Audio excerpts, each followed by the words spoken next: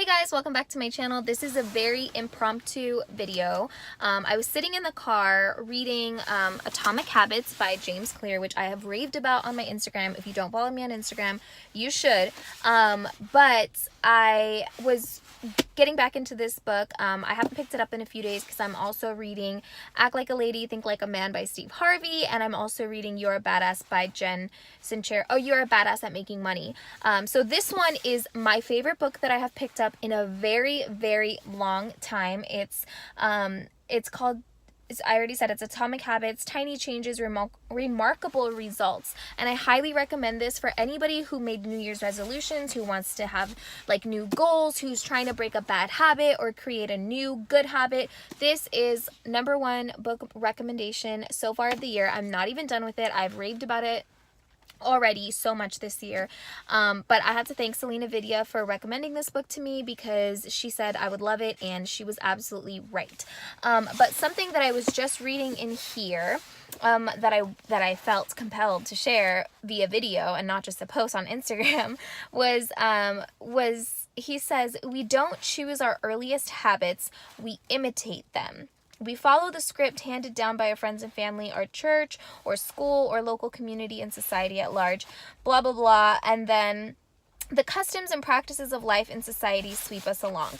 And we don't even know it. So there are so many things that we do out of habit because there are learned habits, like we have to, go to school every day. We have to do our homework. We have to, wake up early in the morning. We have to brush our teeth, like normal habits of every day.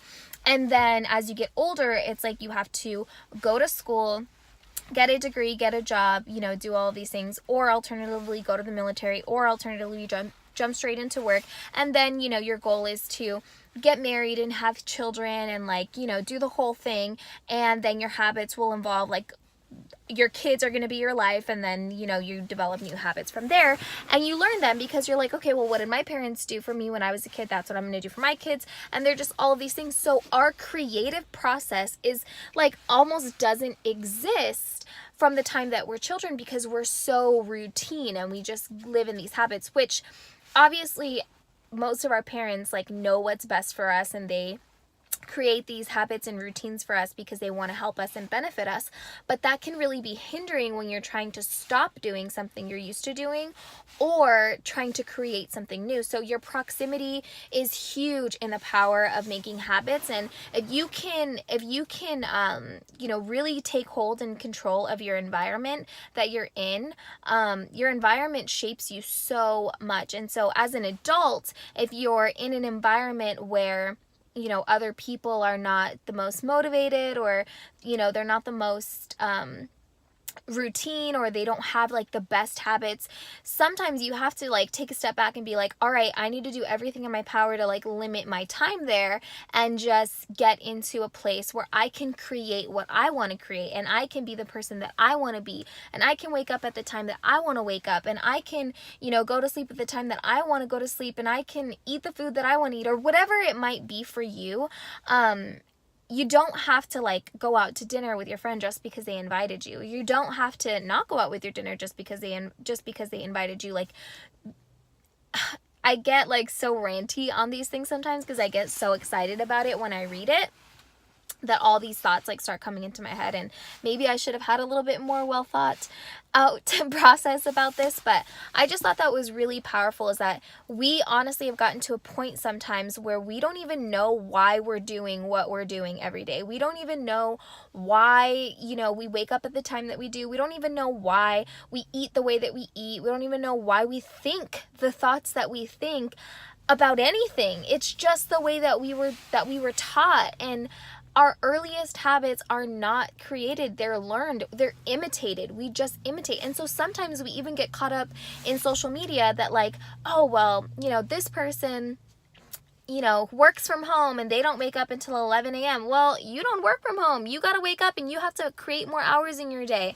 Or this person, uses this type of makeup, so I should use this type of makeup. Or this person, goes to this gym and does this workout. That's what I should do. And instead we take out that whole creative process of digging into who we are and figuring out what works best for us.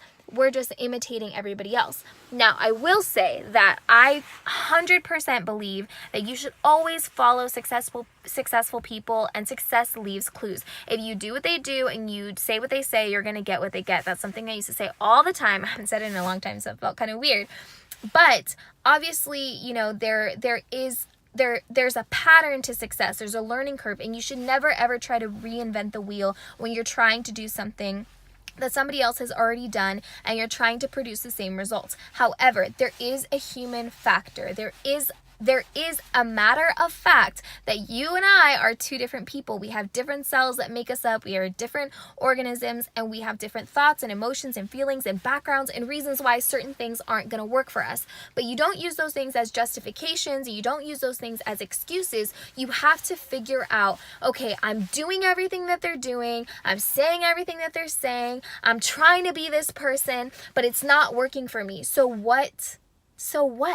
What next? You're just going to give up? You're going to try something else that somebody else is doing? You really have to do some soul searching and some digging and try to understand why you do what you do. And I mean the good and the bad.